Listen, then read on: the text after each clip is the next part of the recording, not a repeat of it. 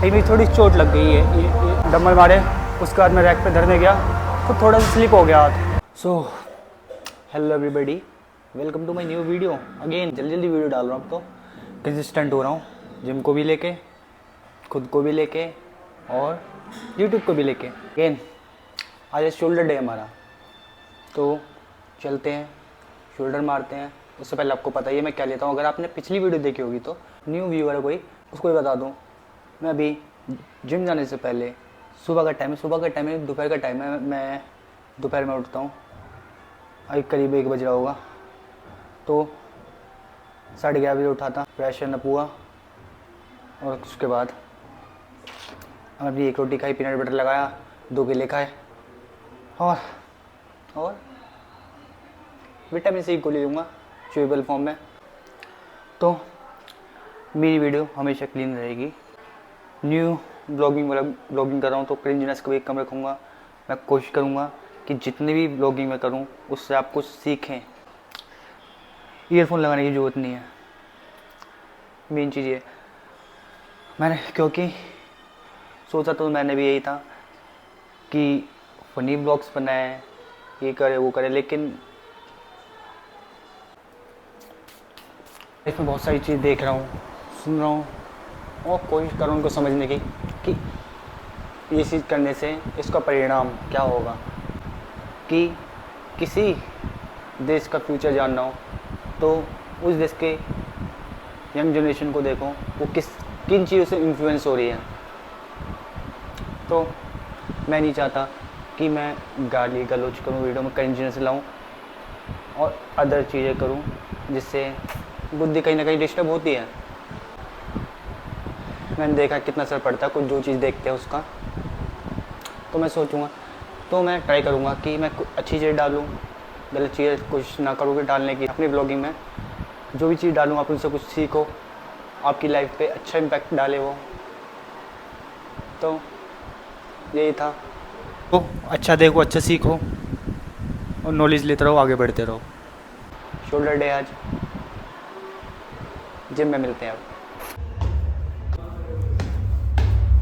तो पहुंच चुके हैं हम जिम, करते वार्म अप। शोल्डर डे आज, ढंग से वार्म अप करते हैं, फिर चलेंगे वेट ट्रेनिंग पे।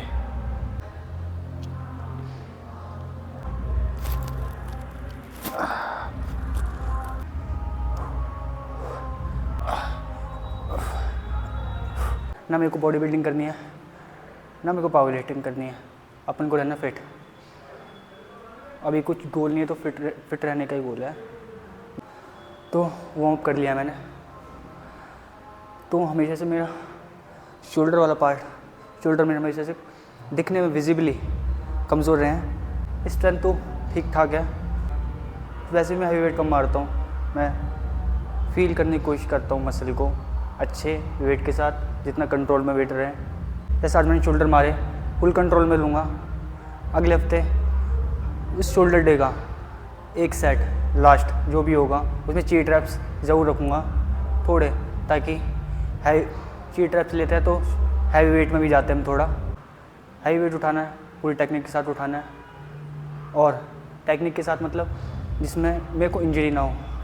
और हल्का वेट उठाना है तो उसमें फुल कंट्रोल रखना, फुल मसल को फील करना है, जिससे मसल पे अच्छा कंसंट्रेशन बने और अच्छी पंप हो, अच्छी ग्रो हो मसल।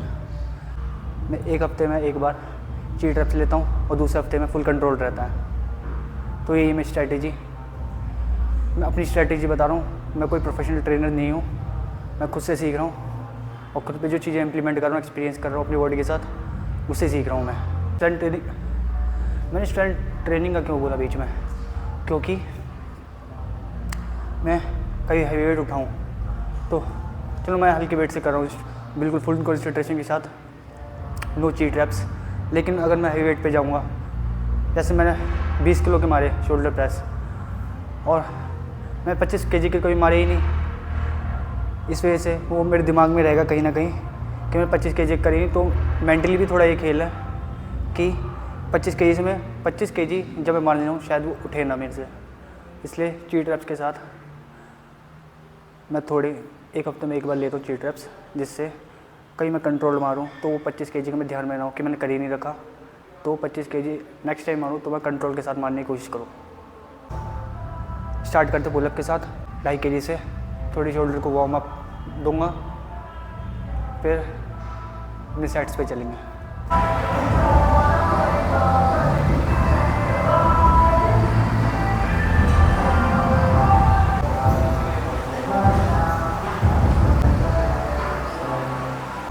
तो पुलअप के मैंने 2 सेट मारे हैं, जिसमें मैंने एक पहला सेट लिया 25 का और सेकंड सेट लिया 20 का। अब चलते हैं शोल्डर की एक्सरसाइज पे। पहले मैं 2.5 से ढंग से वार्म करूँगा मसल का, फिर मेन वेट पे जाऊँगा। चलते हैं।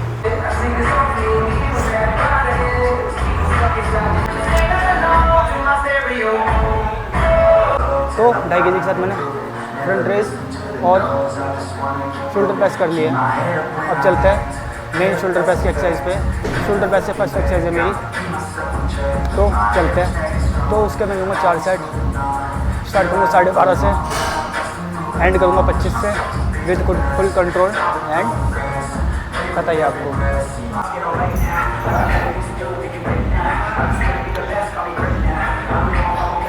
तो पहला सेट ले लिया मैंने, इसे हमारे 18 रेप्स।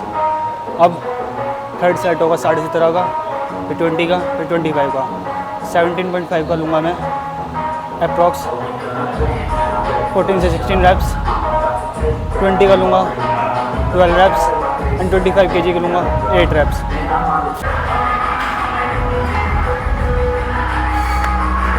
उठाने की टेक्निक ये है, पहले उठाओ, इस पे रखो, डैम, पुश पुश,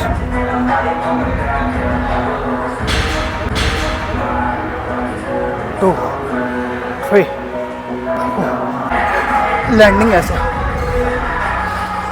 ध्यान रख के आओ। जहाँ से उठाया, जहाँ से उठाया मतलब रैक पे वापस धर के आना है वेट। तो एक चीज़ बताता हूँ आपको, अभी याद आई। जैसे जब मैं जिम स्टार्ट करी तो मैं और लोगों को देखता था कि 12.5 मार रहे हैं, 15 मार रहे हैं, 20 मार रहे हैं, 25 kg वेट मार रहे हैं, इतने हैवी वेट। जब मैं स्टार्टिंग में आया था तो मेरे को तो हैवी लगेगा स्टार्टिंग में कि कैसे मार लेते हैं, और सोचता था मैं कब मारूंगा इतना, और आज मैं मार लेता हूँ, लेकिन वही ह्यूमन नेचर कभी संतुष्टि नहीं मिल सकती इसको, ऐसी बॉडी को लेकर। ये देखो मेरी पहले की फ़ोटो, ये मेरी अब की फिज़िक।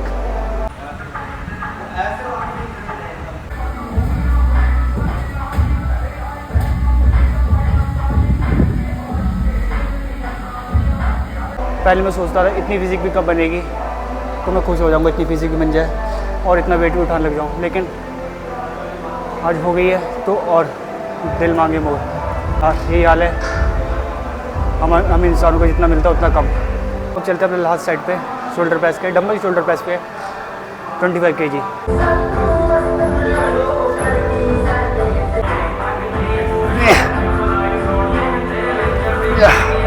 तो सेकंड एक्सरसाइज अपनी है अपराइट रो केबल पे, तो उसके भी 4 सेट और रेप्स 16, 14, 12 और 12। तो मेरी थोड़ी चोट लग गई है ये। हाँ, क्योंकि शोल्डर प्रेस से मैंने डंबल मारे, उसके बाद मैं रैक पे धरने गया तो थोड़ा सा स्लिप हो गया हाथ, जिससे थोड़ी सी ये लग गई।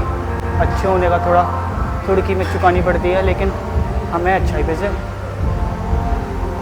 नहीं हटना चाहिए, कितनी भी तकलीफ़ें हो, क्योंकि वो हमारे कैरेक्टर को शो करता है।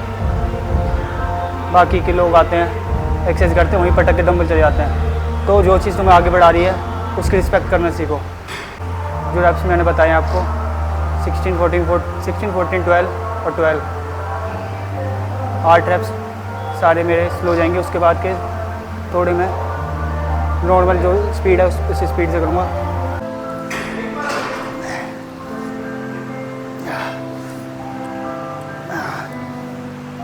तो पहला सेट ले लिया अपराइट रो का, जिसमें आपने देखा एक्सेंट्रिक और कॉन्सेंट्रिक मोशन, उसका खेल होता है सारा।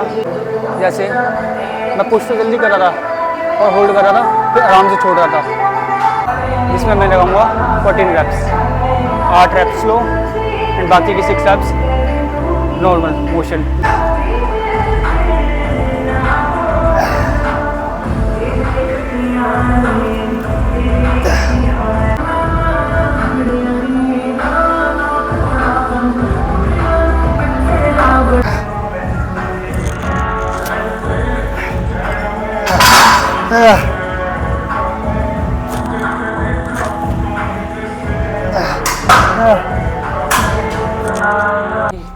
थर्ड एक्सरसाइज है रिवर्स बैक डेक फ्लाई।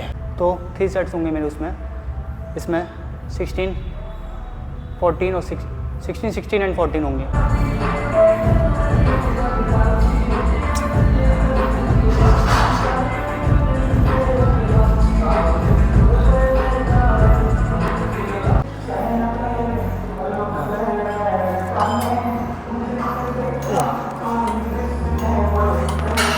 मैंने टी शर्ट उतारी थी तो फ्लो में उसमें ये माइक लगा चला गया, तो भाग के गया, गिर विर तो नहीं गया, टूट तो नहीं गया। तो हाँ, अपना second set again 16 reps. Come on Nitin, come on, 16 reps, only 16 raps.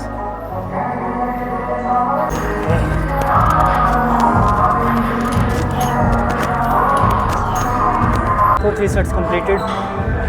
अब फ्रंट रेज, लेट्स गो। तो फ्रंट रेज में हल्का वेट लूँगा 5, 7.5, 10, इसमें 16 रेप्स लूँगा।